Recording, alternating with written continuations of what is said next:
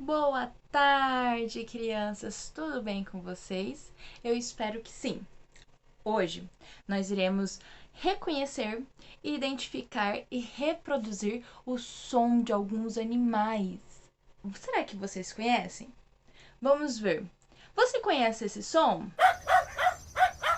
Conhece? De qual animal que é? Fala pra Pro. É desse aqui? Sim, é um cachorro. Olha aqui, é um cachorrinho. Existem vários tipos de cachorro. Você tem algum? Vamos conhecer outro som?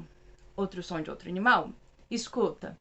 Que som que é esse? Ó, mais uma vez. Que som que é esse? É um gato. Muito bem. Agora, mais um. O que você acha? Vamos lá. Reconheceu? Conhece? Já escutou? Que som que é? É um cavalo. Muito bem! Um cavalo.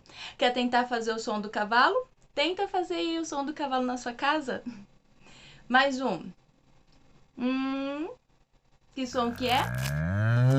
De uma vaca? De um boi? Som de gados. Muito bem! Som de gados. Parabéns! E esse agora? Escuta.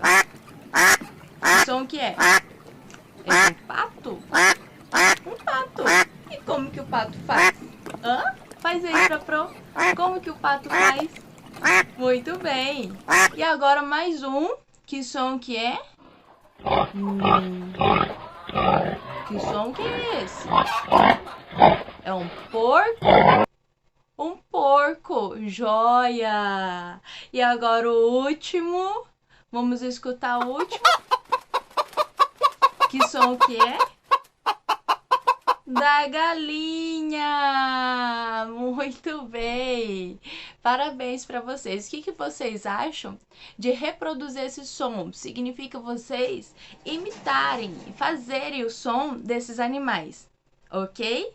Um beijo e até a próxima aula. Olá, crianças! Vocês conseguiram imitar o som dos animais? Sim?